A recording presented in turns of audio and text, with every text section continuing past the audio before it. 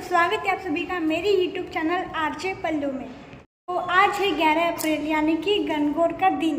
गणगौर मतलब ही माता पार्वती का गौर अर्थात श्वेत। सभी महिलाएं माता पार्वती की पूजा करने जाती है, उन्हें पानी पिलाया जाता है, अपना पूरा श्रृंगार करके सज धज कर नए नए अच्छे से कपड़े पहनकर, चूड़ी पहनकर और मेहंदी लगाकर अच्छे से सज कर माता पार्वती की पूजा करने लिए जाती है। गणगौर जो है ये एक मारवाड़ी त्यौहार है जो कि राजस्थान में बहुत धूमधाम से मनाया जाता है। तो इस व्रत को सभी करते हैं, कव्वारी भी करते हैं और शादीशुदा भी करते हैं। तो कव्वारी करते हैं तो उनको भी घरदार परिवार सब अच्छा मिलता है, और जिनकी शादी हो गई है वो करते हैं तो उनका परिवार सब सुख शांति रहती है। तो गणगौर जो है माता पार्वती की और शिव जी इनकी पूजा की जाती है। तो चलो मैं आपको बताती हूँ कि पूजा कैसी होती है।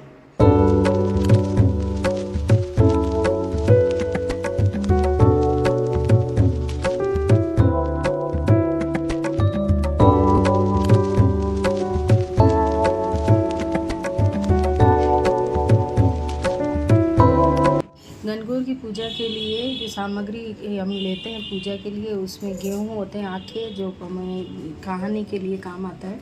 भगवान के भोग के लिए हम पूड़ी और हलवा बनाते हैं, और उन गणगौर के दातन और बथुआ की पिंडी बनाते हैं, जो फल बना करके गुड़ के फल बनाते हैं हम लोग। तो उसके गुड़ के फल होते हैं जो भगवान के चढ़ाए जाते हैं। कुसुमल, मेहंदी और ये पूजा के सारे मेहंदी, मोड़ी, कुमकुम, चावल और दीपक और जल का लोटा भर के, और ये गणगौर की पूजा के लिए लेके जाते हैं।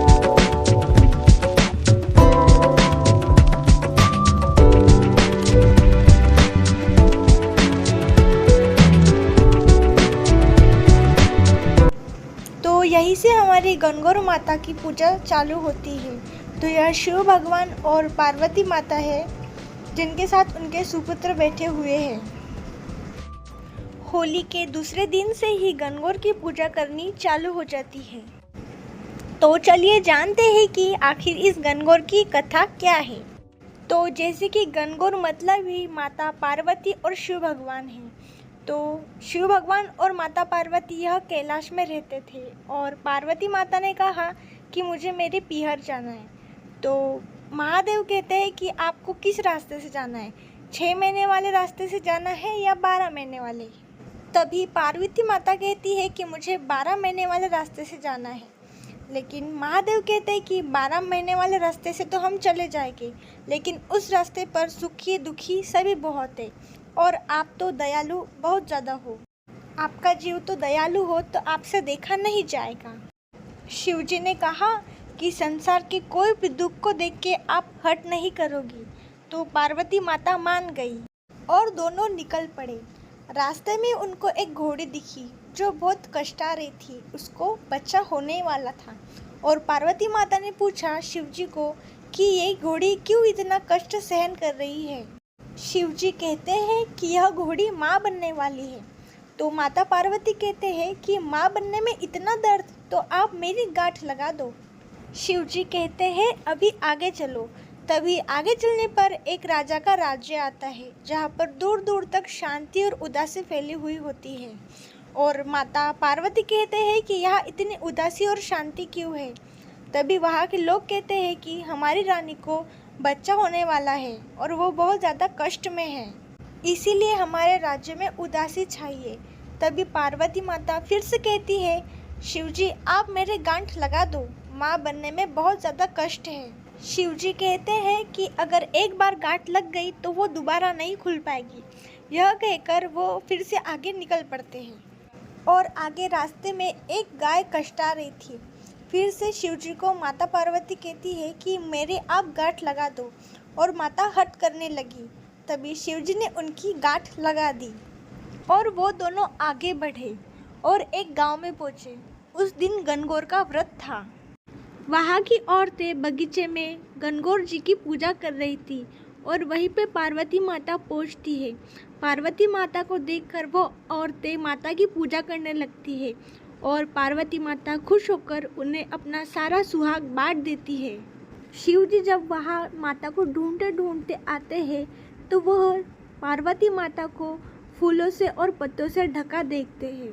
और कुछ ही देर बाद ब्राह्मण बामनियाँ गणगौर की पूजा करने के लिए अपना श्रृंगार करके आती है और उनको ये पूजा करने में दोपहर हो जाती है। और पार्वती माता को देखकर वो पार्वती माता की भी पूजा करने लगती है। पार्वती माता फिर से खुश हो जाती है और जब सुहाग देने की बारी आती है तो शिवजी कहते हैं कि माता अब आप इन्हें क्या दोगी, आपने तो पहले ही अपना सुहाग उन औरतों में बांट दिया।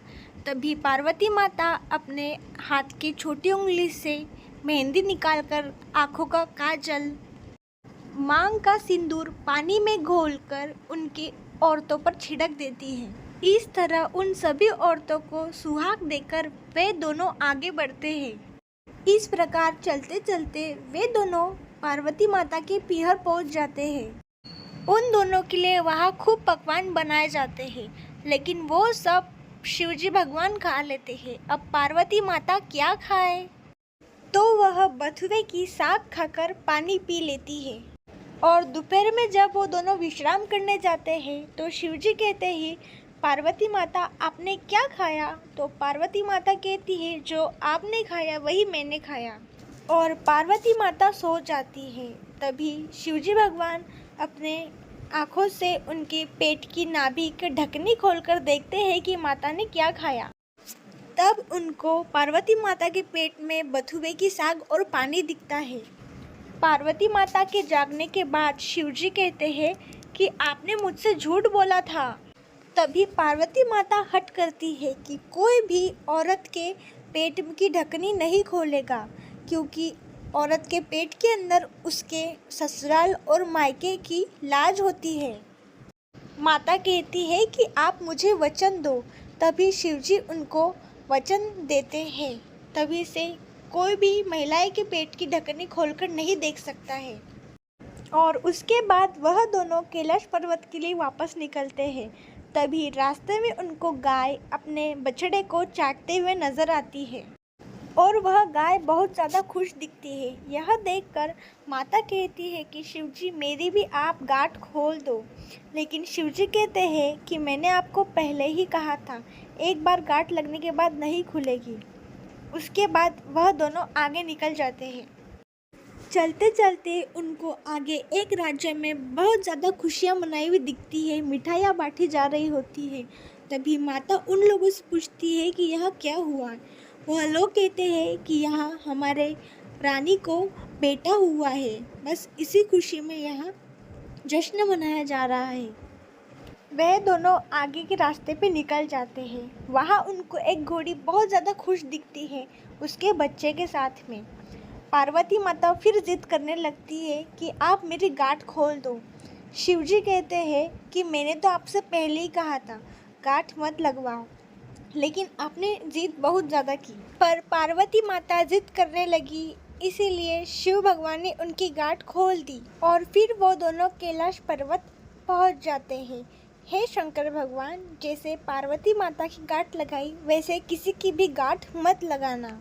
और जैसे पार्वती माता की गांठ खोली गई, बस उसी तरीके से जो ये कहानी सुनते, कहते और होकार भरते हैं उनको अमर सुहाग देना। बस इसी प्रकार से कुछ गणगौर की यह व्रत की कथा थी। तो कुछ इस प्रकार यहाँ राजस्थान के मारवाड़ में गणगौर की पूजा मनाते हैं, ऐसे करते हैं सब कुछ। तो इसी के साथ आज का व्लॉग समाप्त करते हैं। मिलते हैं हमारे नेक्स्ट वीडियो में कुछ नया टॉपिक, कुछ नया मज़ेदार व्यू के साथ। तब तक के लिए राम राम।